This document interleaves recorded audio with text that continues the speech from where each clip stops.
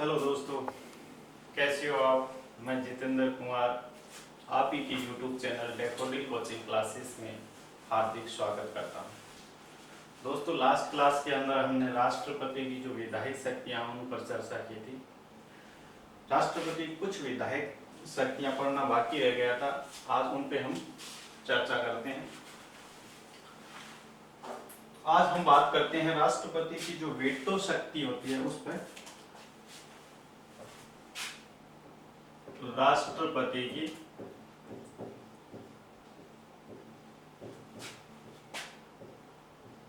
Veto power.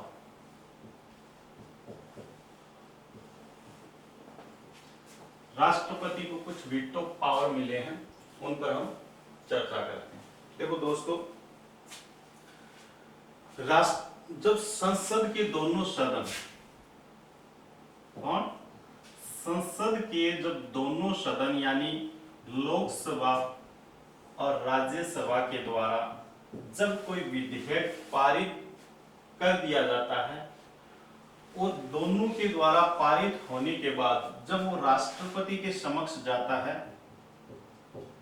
उस समय राष्ट्रपति के पास 3 विकल्प होते हैं। कितने विकल्प होते हैं? 3 विकल्प होते हैं। क्या बताया है कि जब संसद के दोनों सदनों द्वारा पारित विधेयक राष्ट्रपति के पास जाता है तो उस समय राष्ट्रपति के पास 3 विकल्प होते हैं। कौन कौन से 3 विकल्प होते हैं? पहला, वो अनुमति दे सकता है, अनुमति दे सकता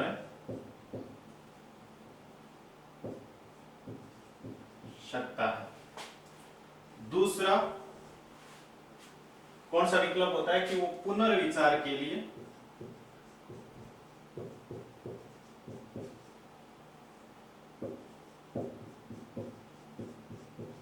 भेज सकता है, और तीसरा राष्ट्रपति उस विधेयक पर अपनी स्वीकृति सुरक्षित रख सकता है, स्वीकृति सुरक्षित रख सकता है।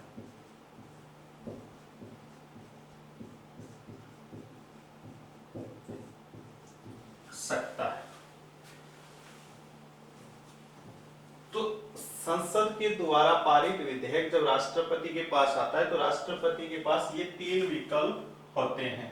या तो वो उस पर हस्ताक्षर कर देगा यानी उस विधेयक को अनुमति दे देगा तो वो अधिनियम बन जाएगा, या राष्ट्रपति उसे एक बार के लिए संसद के पास पुनर्विचार के लिए भेज सकता है, या फिर उस विधेयक पर राष्ट्रपति अपनी स्वीकृति सुरक्षित रख सकता है यानी अनुमति नहीं भी दे सकता है। तो ये 3 राष्ट्रपति के पास विकल्प होते हैं, और इन्हीं के आधार पर हम कह सकते हैं कि हमारे देश के जो राष्ट्रपति हैं इनको 3 प्रकार की वीटो शक्ति प्राप्त है। हालांकि दोस्तों, ये जो वीटो शब्द है इसका उल्लेख संविधान में कहीं नहीं किया गया है, इसका उल्लेख संविधान में नहीं किया गया है। लेकिन आप जब विश्व की बात करते हैं तो विश्व के बहुत सारे देश ऐसे हैं जिनके शासन व्यवस्था के अंदर वीटो शब्द का प्रयोग किया गया है, और वहां के राष्ट्रपति को जो वीटो शक्ति है उनके अलग अलग नाम रखे गए हैं। ठीक उसी आधार पर हमने भी हमारे जो भारत के राष्ट्रपति है इनको जो शक्तियां मिली हैं, वीटो शक्तियां मिली है, उनके अलग अलग नाम रख दिए हैं। वो कौन से नाम है वो देखते हैं।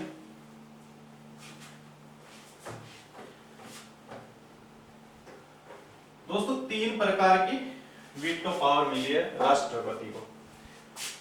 पहला आता है अत्यंतिक वीटो, अत्यंतिक वीटो।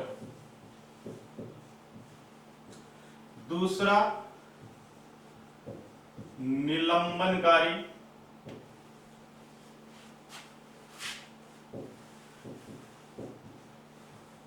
वीटो, और तीसरा जो है वो है जेबी वीटो, जिसको पॉकेट वीटो भी कहते हैं।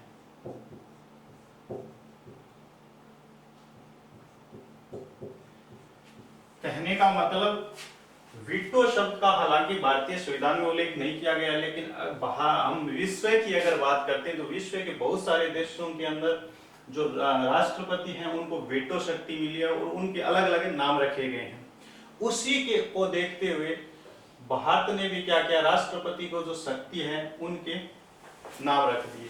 3 नाम रखे गए हैं, अत्यंतिक वीटो, निलंबनकारी वीटो, जेबी वीटो। इसका प्रयोग, इन तीनों प्रकार के वीटो का प्रयोग कब करता है राष्ट्रपति? जब संसद के द्वारा पारित कोई विधेयक राष्ट्रपति के समक्ष आता है। तो ये 3 शक्तियां हैं, वीटो है, जिनका प्रयोग राष्ट्रपति कर सकता है। वीटो का सामान्य अर्थ क्या होता है? मना करना होता है। क्या होता है? मना करना, यानी मैं मना करता हूं।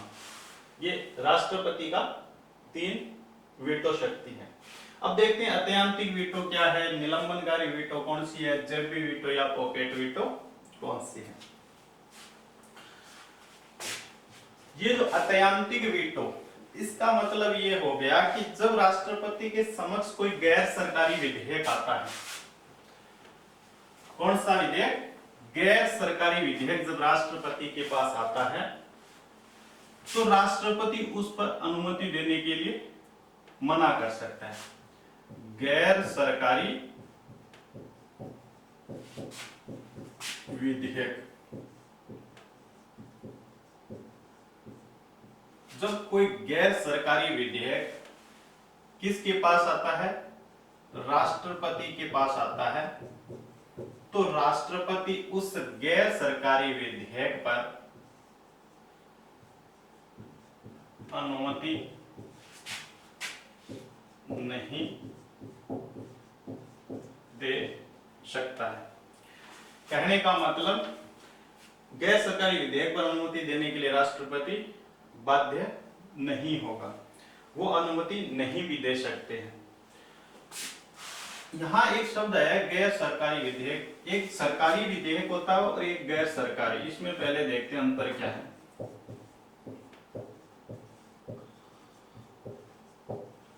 दोस्तों, जब कोई विधेयक मंत्री के द्वारा प्रस्तुत किया जाता है, मंत्री के द्वारा लाया जाता है या मंत्रिमंडल के द्वारा लाया जाता है, तो वो विधेयक सरकारी विधेयक होता है।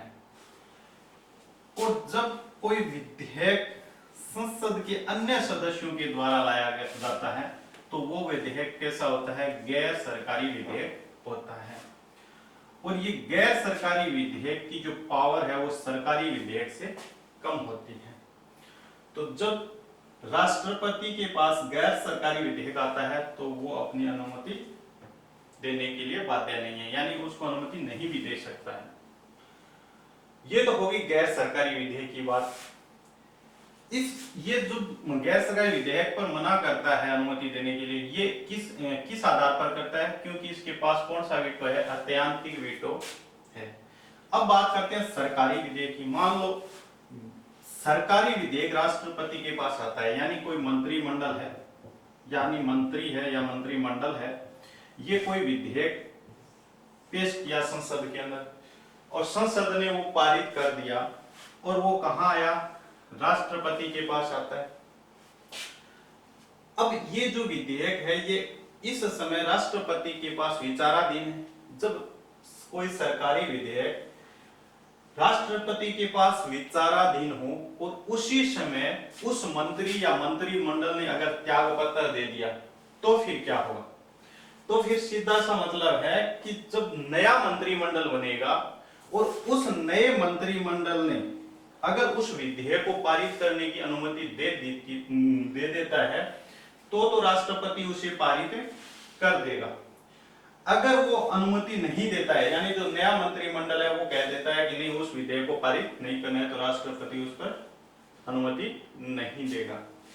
तो यहाँ बात सरकारी और गैर सरकारी विधेयकों की चल रही है। यानी जब गैर सरकारी विधेयक राष्ट्रपति के समक्ष आता है तो वो अनुमति देने के लिए बाध्य नहीं है, वो अनुमति नहीं भी दे सकता है। लेकिन सरकारी विधेयक जब आता है राष्ट्रपति के समक्ष, तब स्थिति ये बन जाती है कि जब सरकारी विधेयक राष्ट्रपति के पास विचाराधीन और उसी समय अगर मंत्रिमंडल ने त्याग पत्र दे दिया, तो जब नया मंत्रिमंडल बनकर आएगा, अब अगर उस नए मंत्रिमंडल ने उस विधेयक को अनुमति देता है कि इसको पारित कर दिया जाए, तो राष्ट्रपति उस विधेयक को पारित कर देगा और वो अधिनियम बन जाएगा। अगर पारित करने की अनुमति नए मंत्रिमंडल ने नहीं दी, तो राष्ट्रपति उसको पारित नहीं करेगा। ये राष्ट्रपति की कौन सी शक्ति है? अत्यंतिक वीटो है। दूसरा हमने कौन सा पढ़ा था? निलंबनकारी शक्ति।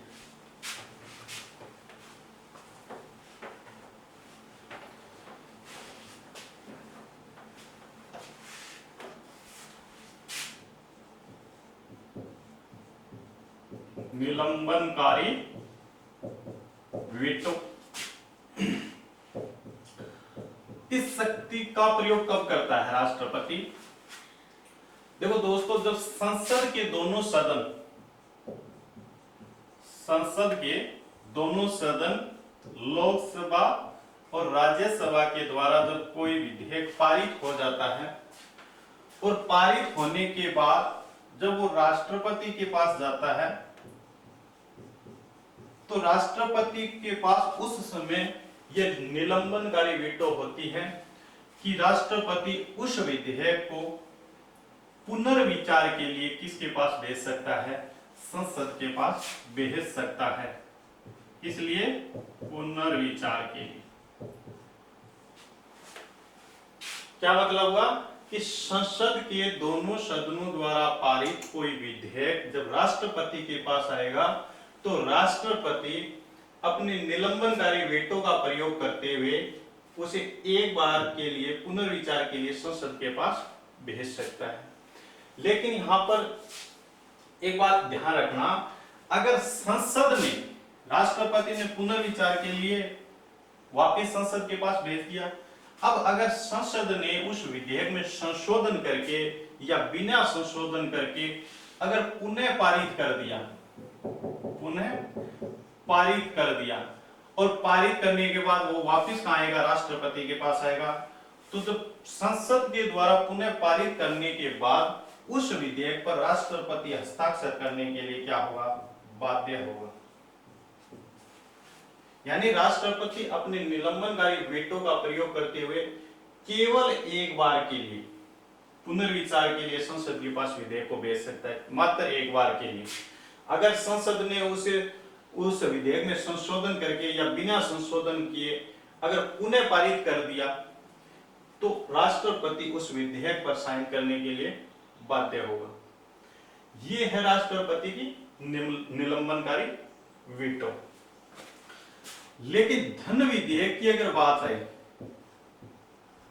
तो धन विधेयक को लेकर के राष्ट्रपति इस निलंबनकारी वीटो का प्रयोग नहीं कर सकता है। क्यों नहीं कर सकता है? क्योंकि आप जानते हैं कि ये जो धन विधेयक है, ये जब संसद में आता है, तो संसद में प्रस्तुत करने से पूर्व ही राष्ट्रपति की स्वीकृति ले ली जाती है, तो फिर आगे चलकर पुनर्विचार का कोई मतलब ही नहीं रहता है। तो आपने दोष वीटो तो देख लिया राष्ट्रपति का, कौन सा? अत्यंतिक वीटो, और दूसरा है निलंबनकारी वीटो।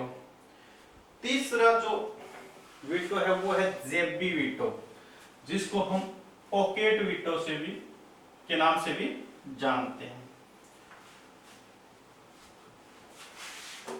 तीसरा कौन सा है? जेबी वीटो, जेबी या पॉकेट वीटो। दोस्तों, ये जेबी वीटो का मतलब क्या होता है? इसका जेबी वीटो का अर्थ क्या होता है कि किसी विधेयक को अनिश्चित काल के लिए रोक लेना। क्या अर्थ होता है इसका? किसी विधेयक को अनिश्चित काल के लिए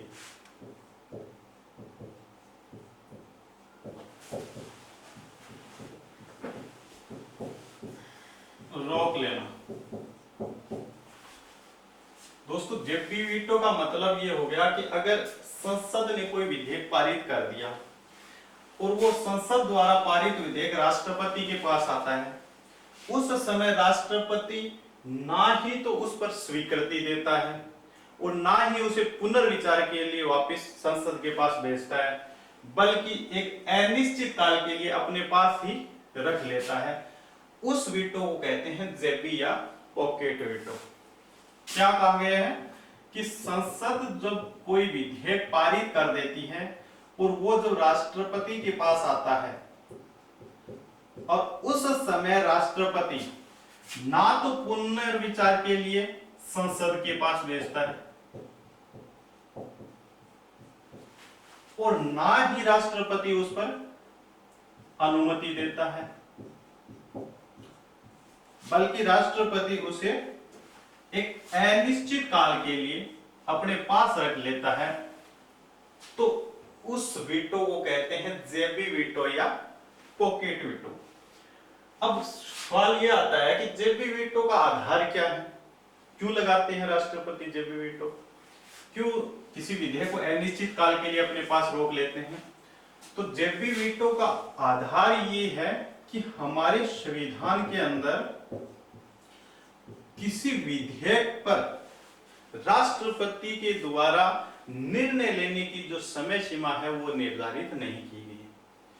कोई विधेयक राष्ट्रपति के पास आएगा, उस विधेयक पर राष्ट्रपति कितने समय में निर्णय लेगा, इस समय सीमा का निर्धारण हमारे संविधान में नहीं किया गया है।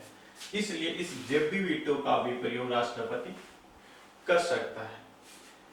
अब जब हम जेबी वीटो को पढ़ रहे हैं तो इसी से संबंधित दो तीन बातें और देख लेते हैं। देखो दोस्तों, ये जो जेबी वीटो है इसका प्रयोग मात्र एक बार किया गया है। अभी तक कितनी बार प्रयोग किया गया है? एक मात्र, यानी केवल एक बार इसका प्रयोग किया गया है। कब किया गया है? 1986 में किया गया है। किसको लेकर इसका प्रयोग किया गया है? एक भारतीय डाक संशोधन विधेयक था, भारतीय डाक संशोधन विधेयक। भारतीय डाक संशोधन विधेयक जो 1986 में आया था, उस समय हमारे देश के राष्ट्रपति थे ज्ञानी जेल सिंह। कौन थे राष्ट्रपति? ज्ञानी जेल सिंह। इन्होंने इस जेबी वीटो या पॉकेट वीटो का प्रयोग किया था, यानी संसद ने ये भारतीय डाक विधेयक पारित करके ज्ञानी जेल सिंह के पास भेजा। ज्ञानी जेल सिंह ने ना ही इस विधेयक को पुनर्विचार के लिए संसद के पास भेजा और ना ही इन्होंने स्वीकृति दी, बल्कि अपने पास ही अनिश्चित काल के लिए रोक लिया था। तो अगर ये पूछा जाए कि जेबी वीटो का प्रयोग कितनी बार हुआ है, तो अभी तक केवल एक बार हुआ है। कब किया गया है? 1986 में किया गया है। किस राष्ट्रपति के द्वारा किया गया है? ज्ञानी जेल सिंह के द्वारा किया गया है। और किस विधेयक को लेकर के इस पॉकेट वीटो का प्रयोग किया गया है? तो भारतीय डाक संशोधन विधेयक को लेकर के इस जेबी वीटो का प्रयोग किया गया है। इसी जेबी वीटो से जुड़ी हुई दूसरा जो कथन है वो ये है कि संविधान संशोधन विधेयक की जहां बात आती है, संविधान संशोधन विधेयक,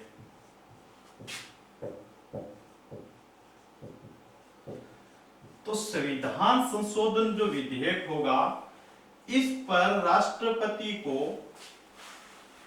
यानी किसी भी वीटो का अधिकार नहीं होगा। संविधान संशोधन विधेयक को लेकर राष्ट्रपति के पास कोई वीटो शक्ति नहीं होगी। पहले होती थी, लेकिन 24वां जो संविधान संशोधन किया गया था 1971 के अंदर, इस संविधान संशोधन के द्वारा ये प्रावधान कर दिया गया था कि जब संविधान संशोधन विधेयक राष्ट्रपति के पास आएगा तो राष्ट्रपति उस पर हस्ताक्षर करने के लिए क्या होगा, बाध्य होगा। तो जेपी वीटो से संबंधित ये कथन है कि संविधान संशोधन विधेयक को लेकर के राष्ट्रपति को किसी भी प्रकार की वीटो पावर नहीं होती है। अगली बात करते हैं आर्टिकल 200 की। दोस्तों आर्टिकल 200 के अंदर बताया है कि जो राज्यपाल होता है वो राज्य विधायिका द्वारा पारित किसी साधारण विधेयक को सीधा राष्ट्रपति के पास भेज सकता है। क्या बताया गया आर्टिकल 200 के अंदर? इसमें यह प्रावधान किया गया है कि राज्यपाल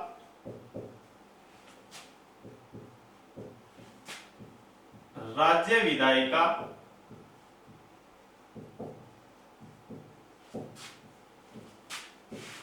द्वारा पारित किसी साधारण विधेयक को सीधे राष्ट्रपति के पास भेज सकता है। आर्टिकल 200 में यह प्रावधान किया गया है कि राज्यपाल जो होगा वो राज्य विधायिका के द्वारा पारित किसी साधारण विधेयक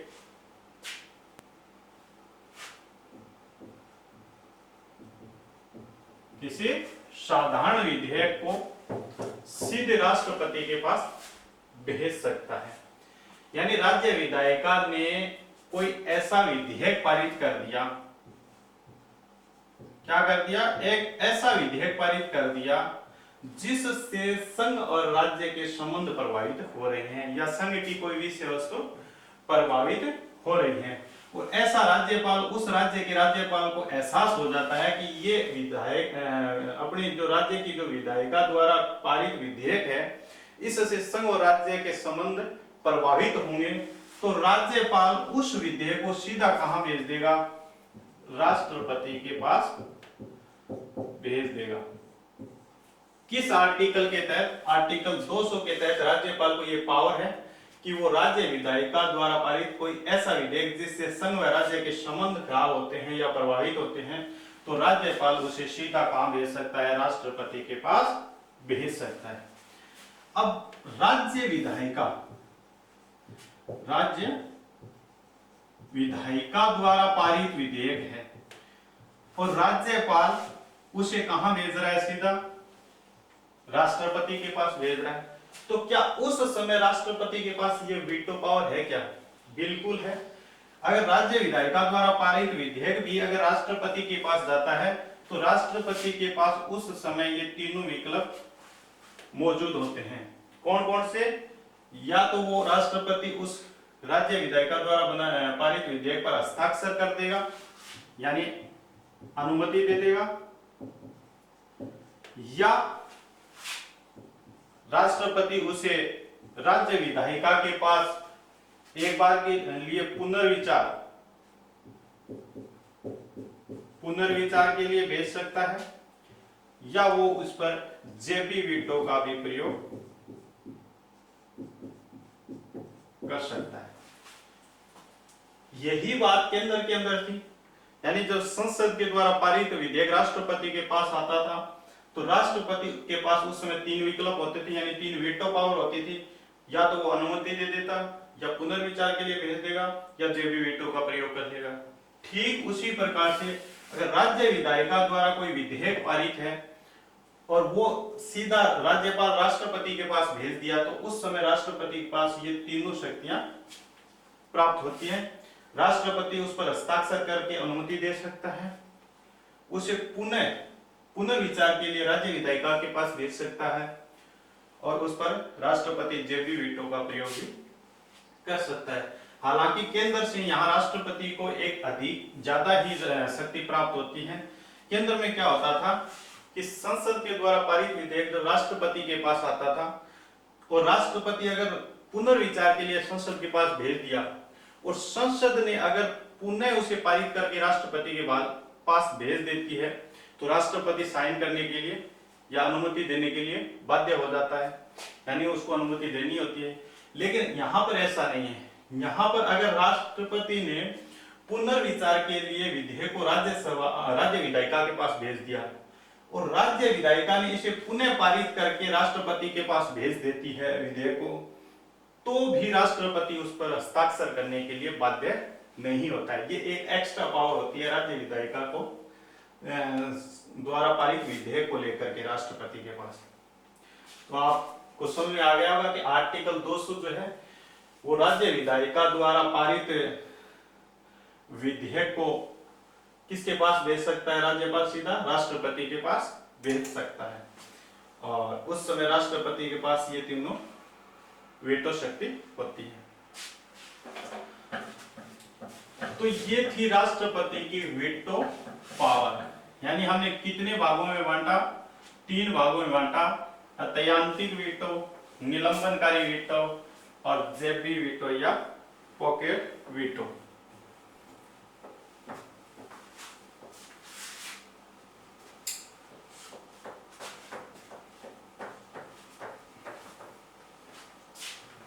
दोस्तों इसके बाद हम बात करते हैं राष्ट्रपति की वित्तीय शक्तियां। यानी हमने 2 प्रकार की राष्ट्रपति की शक्तियां पढ़ ली है, राष्ट्रपति की कार्यपालिका शक्तियां और राष्ट्रपति की विधायी शक्तियां। अब इसमें बात करते हैं नेक्स्ट राष्ट्रपति की वित्तीय शक्तियां। राष्ट्रपति की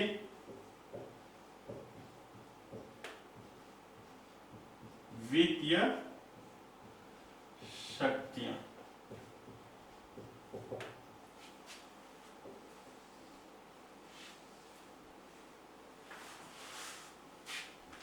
तो दोस्तों राष्ट्रपति की वित्तीय शक्तियां हम सबसे पहले बात करते हैं कि ये जो धन विधेयक होता है,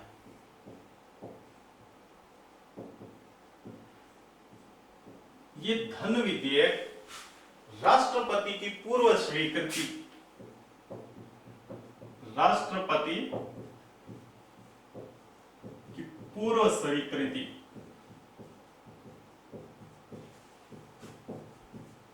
से ही संसद में लाया जा सकता है।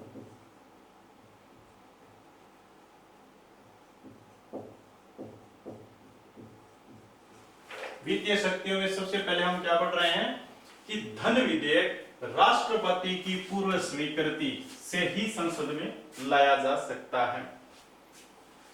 तो धन विधेयक को लेकर के ये एक राष्ट्रपति के पास क्या है? वित्तीय पावर है, फाइनेंशियल पावर होती है कि धन विधेयक को अगर संसद में प्रस्तुत करना है तो उससे पहले राष्ट्रपति से स्वीकृति लेनी होती है। इसके बाद हम बात करते हैं कि राष्ट्रपति आर्टिकल 112 के तहत, आर्टिकल 112 के तहत राष्ट्रपति जो वार्षिक वित्तीय विवरण, वार्षिक वित्तीय विवरण को संसद में रखवाता है। आर्टिकल 112 के अंदर क्या दिया गया है कि राष्ट्रपति वार्षिक वित्तीय विवरण को संसद के समक्ष रखवाता है। यह राष्ट्रपति की वित्तीय पावर है। वार्षिक वित्तीय विवरण का मतलब क्या हो गया?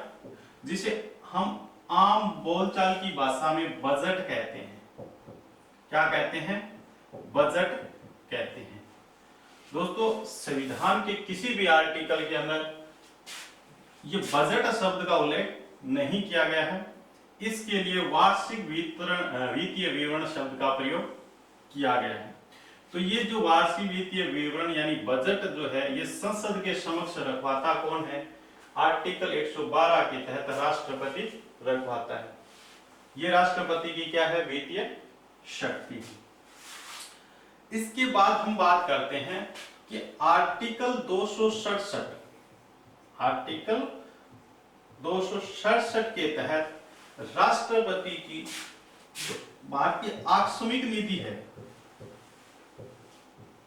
आकस्मिक नीति यानी आर्टिकल 268 के तहत भारत की जो आकस्मिक नीति है इस पर नियंत्रण किसका रहता है? राष्ट्रपति का रहता है। आर्टिकल 267 के तहत राष्ट्रपति भारतीय आकस्मिक नीति पर नियंत्रण रखता है। यानी भारतीय आकस्मिक नीति से किसी अदृश्य व्यय हेतु ये क्या करता है? अग्रिम भुगतान की व्यवस्था करता है। कई बार क्या होता है कि जब बजट अपर्याप्त हो रहा होता है और सरकार को पैसों की आवश्यकता होती है तो इस आकस्मिक निधि से पैसों की व्यवस्था करने का कार्य कौन करता है? राष्ट्रपति करता है। यानी सीधी सिंपल भाषा में ये कह सकते हैं कि भारत की आकस्मिक निधि पर नियंत्रण राष्ट्रपति का होता है आर्टिकल 267 के तहत। आर्टिकल 112 में क्या बताया गया था कि राष्ट्रपति वार्षिक वित्तीय विवरण को संसद के समक्ष रखवाता है। आर्टिकल 267 में कहा गया कि राष्ट्रपति भारतीय आकस्मिक नीति पर नियंत्रण रखता है। इसके अलावा आर्टिकल 280 की अगर बात करूं, ये तो आर्टिकल 280 है, ये बहुत इंपॉर्टेंट आर्टिकल है दोस्तों। ये राष्ट्रपति आर्टिकल 280 के तहत एक वित्त आयोग का गठन करता है। किसका गठन करता है? वित्त आयोग का। आर्टिकल 280 के तहत भारत के वित्त आयोग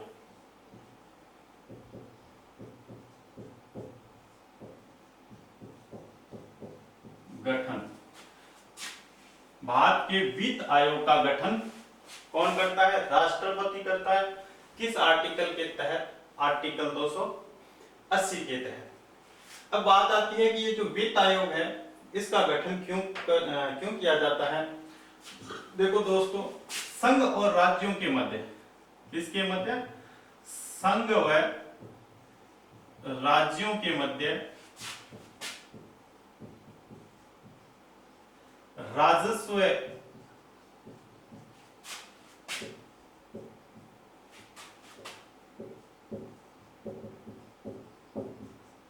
के बंटवारे हेतु इसका गठन किया जाता है। यानी वित्त आयोग का कार्य क्या होता है?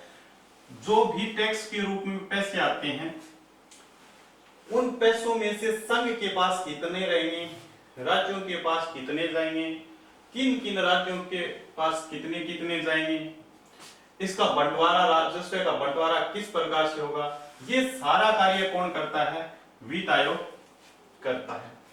तो संघ और राज्यों के मध्य पैसों के बंटवारे या राजस्व के बंटवारे हेतु इस आयोग का गठन राष्ट्रपति करता है आर्टिकल 280 के तहत। और राष्ट्रपति इसका गठन प्रति 5 वर्ष के लिए करता है। प्रत्येक 5 वर्ष के लिए इसका गठन करता है। अभी अगर हम बात करें वर्तमान के अंदर, तो वर्तमान में कौन सा वित्त आयोग चल रहा है? 15वां वित्त आयोग चल रहा है। कब से? 1 अप्रैल 2020 से स्टार्ट है। कब तक रहेगा? यानी 5 वर्ष के लिए गठन किया जा रहा है, तो इसका मतलब ये 31 मार्च 2025 तक इसकी सिफारिश चलेगी।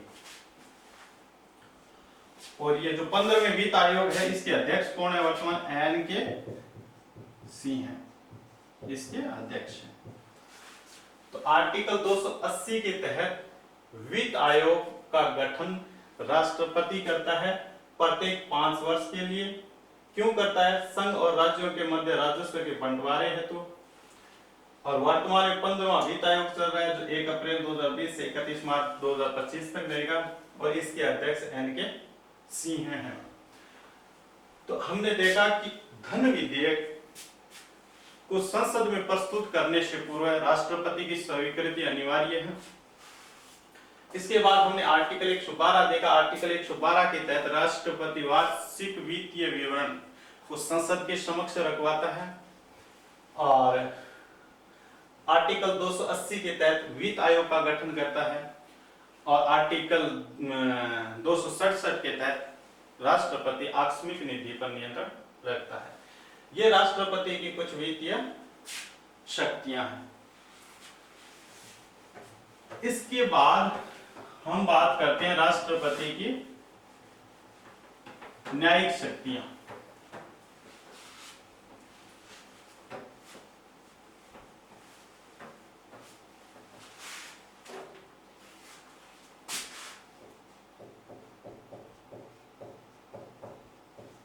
राष्ट्रपति की न्यायिक शक्तियां।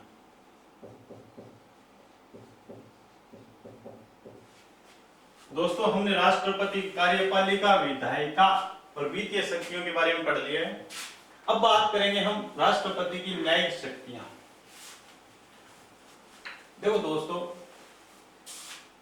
न्यायिक शक्तियों में जो सबसे इंपॉर्टेंट आर्टिकल रहता है वो रहता है आर्टिकल 72। कौन सा आर्टिकल? आर्टिकल 72। आर्टिकल 72 राष्ट्रपति को क्षमादान की पावर देता है। कौन सी शक्ति देता है? राष्ट्रपति की क्षमादान की शक्ति।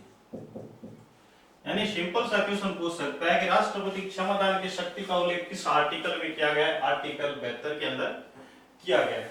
यानी आर्टिकल 72 के तहत राष्ट्रपति क्षमादान कर सकता है।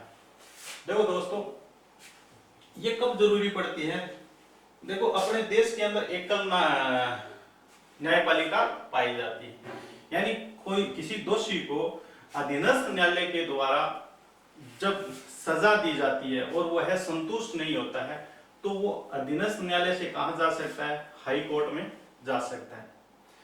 अब हाई कोर्ट के निर्णय से भी अगर संतुष्ट नहीं है तो वो कहां जा सकता है? सुप्रीम कोर्ट में जा सकता है। अगर सुप्रीम कोर्ट के निर्णय से भी अगर वो संतुष्ट नहीं है तो फिर एक अंतिम रास्ता बचता है और वो ये है कि वो राष्ट्रपति के पास अपनी मर्सी पिटीशन लगा सकता है, दया याचिका लगा सकता है। उसके आधार पर राष्ट्रपति से क्षमादान कर सकता है। तो राष्ट्रपति की क्षमादान की जो पावर है वो किस आर्टिकल के द्वारा मिलती है? आर्टिकल 72 के द्वारा मिलती है। दोस्तों, राष्ट्रपति ये जो क्षमादान करता है ये मानवीय आधार पर करता है। किस आधार पर करता है? मानवीय आधार पर करता है, न कि कानूनी आधार पर।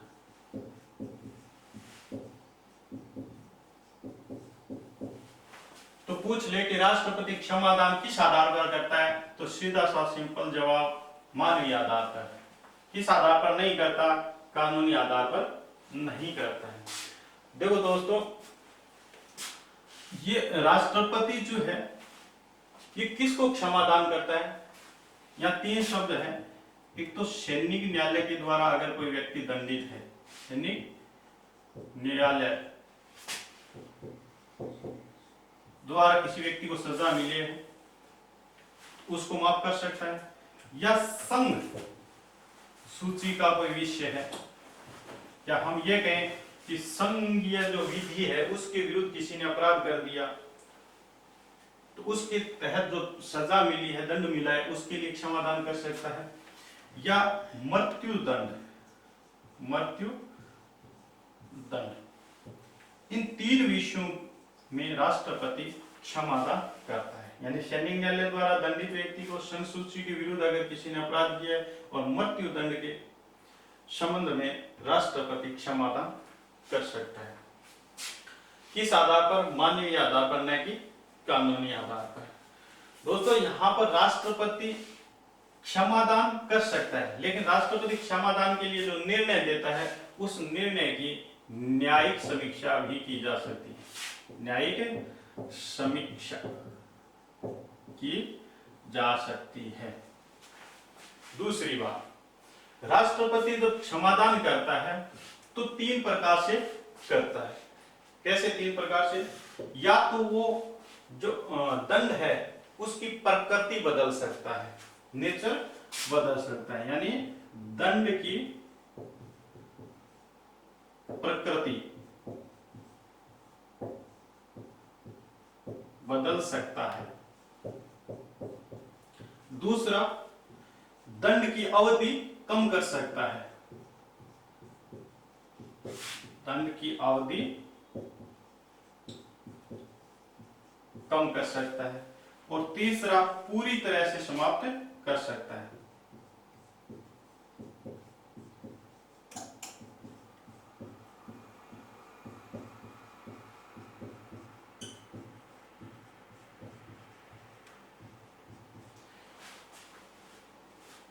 क्या बताया गया है कि राष्ट्रपति क्षमादान 3 प्रकार से करता है। या तो किसी व्यक्ति को जो सजा मिली है उस सजा की प्रकृति बदल सकता है। प्रकृति का मतलब ये हो गया, मान लो किसी को मृत्युदंड दे दिया, तो राष्ट्रपति के पास मर्सी पिटीशन आती है, वो उस पर सुनवाई करता है, देखता है। तो इसके बाद मान लो किसी व्यक्ति को क्या मिला है, मृत्युदंड मिला है, तो राष्ट्रपति मृत्युदंड को क्या उम्र कैद में बदल सकता है, उम्र कैद में बदल सकता है।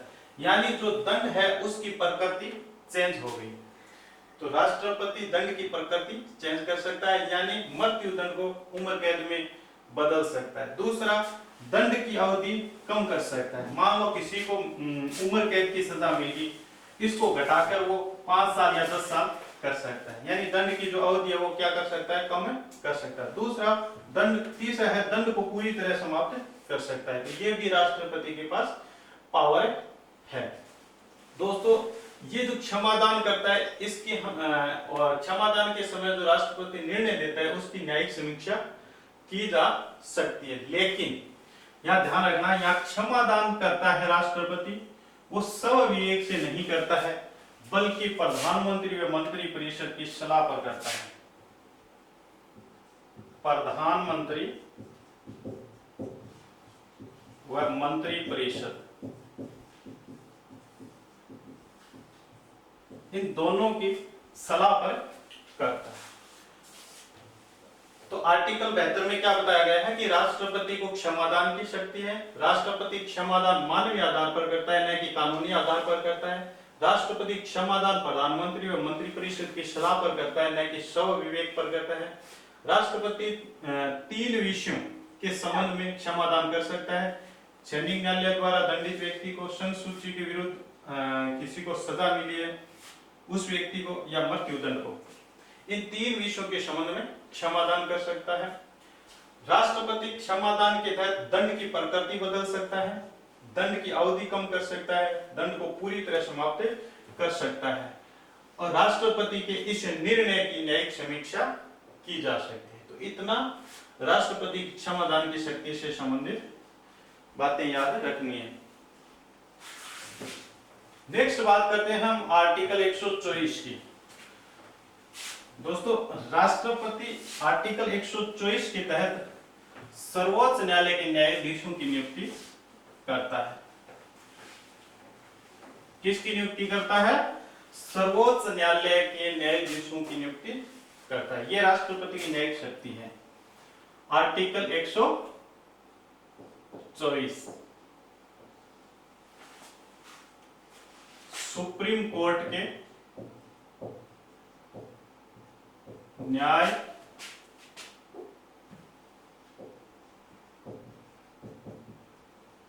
की नियुक्ति कौन करता है? राष्ट्रपति करता है। इसके अलावा बात करते हैं आर्टिकल 217 की। आर्टिकल 217 के तहत राष्ट्रपति हाई कोर्ट के न्यायाधीशों की नियुक्ति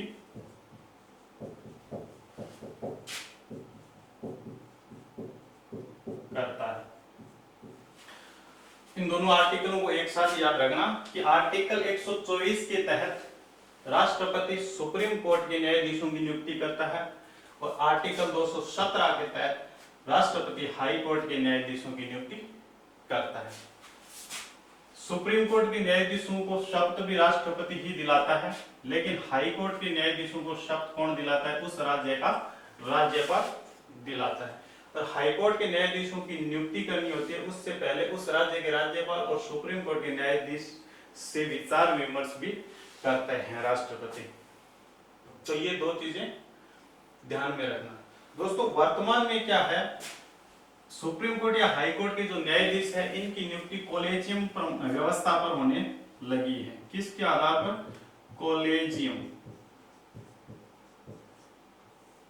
कॉलेजियम के आधार पर इसकी नियुक्ति की जाने लगी है। कॉलेजियम का मतलब यहां हो गया कि सुप्रीम कोर्ट के 5 वरिष्ठ न्यायाधीशों का एक समूह है।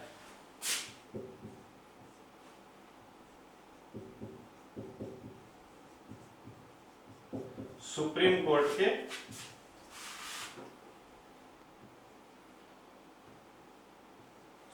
कोर्ट के 5 वरिष्ठ न्यायाधीशों का एक समूह बनाया जाता है और वो फिर सिफारिश करता है किसको नियुक्त किया जाए, उसको फिर राष्ट्रपति सुप्रीम कोर्ट या हाई कोर्ट के न्यायाधीश के रूप में नियुक्त करता है। हालांकि कॉलेजियम जो व्यवस्था है इसका उल्लेख संविधान में नहीं किया गया है, लेकिन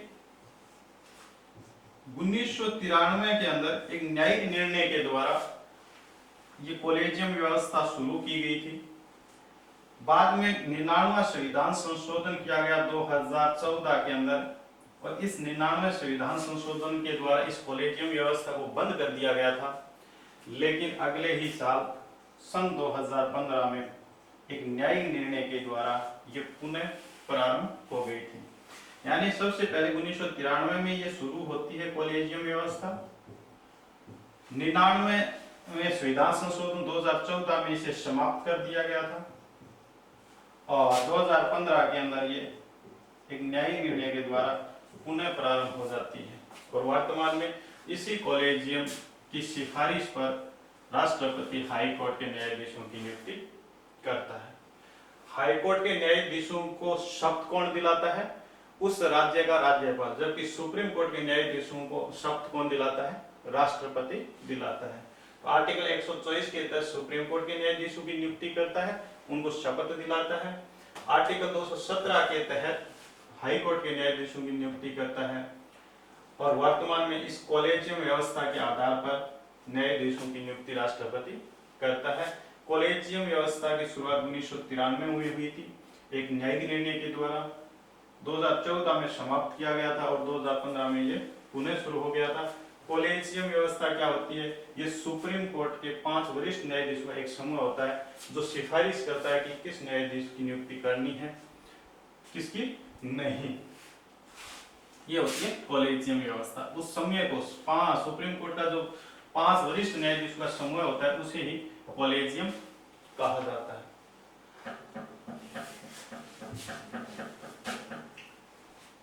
इसके बाद बात करते हैं हम आर्टिकल 143 की।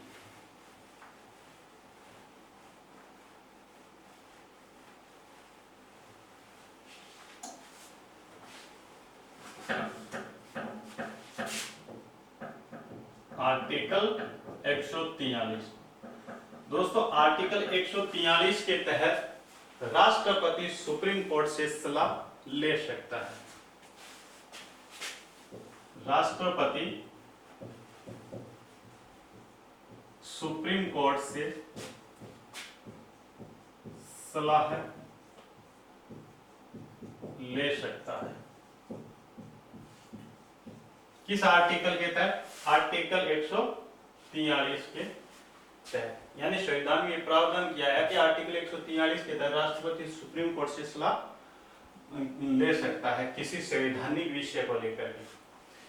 लेकिन दोस्तों, अगर बात आती है 1950 से पहले की, यानी 1950 से पहले का कोई मामला या संधि या कोई संवैधानिक विषय पर राष्ट्रपति सलाह मांग रहा है सुप्रीम कोर्ट से, तो सुप्रीम कोर्ट सलाह देने के लिए क्या होगा? बाध्य होगा।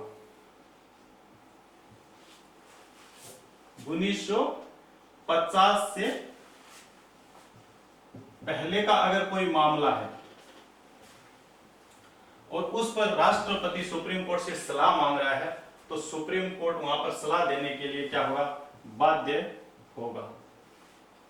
लेकिन अगर 1950 के बाद के कोई संवैधानिक मामले पर अगर राष्ट्रपति सुप्रीम कोर्ट से सलाह मांग रहा है तो वहां पर सुप्रीम कोर्ट सलाह देने के लिए बाध्य नहीं होता है। क्या बताया गया है आर्टिकल 143 में कि राष्ट्रपति सुप्रीम कोर्ट से सलाह लेगा, लेकिन अगर मामला 1950 से पहले का है और उस पर राष्ट्रपति सलाह मांग रहा है तो सुप्रीम कोर्ट सलाह देने के लिए बाध्यकारी होगा।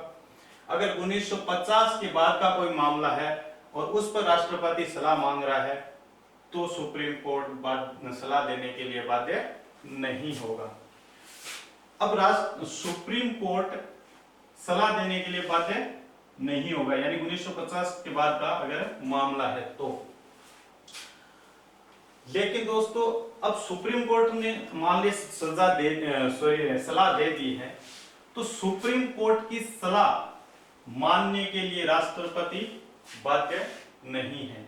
यानी राष्ट्रपति 1950 के बाद का कोई मामला है और सुप्रीम कोर्ट ने उस मामले पर सलाह राष्ट्रपति को दे भी दी है, लेकिन राष्ट्रपति उस सुप्रीम कोर्ट की उस सलाह को मानने के लिए बाध्य नहीं है, वो नहीं भी मान सकता है आर्टिकल 143 के तहत। तो आर्टिकल 143 में ये बात बताई गई है।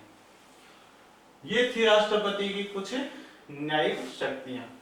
दोस्तों राष्ट्रपति की जो नेक्स्ट कूटनीतिक सैन्य शक्तियां हैं उन पर चर्चा हम नेक्स्ट क्लास के अंदर करेंगे। आज के लिए बस इतना, धन्यवाद।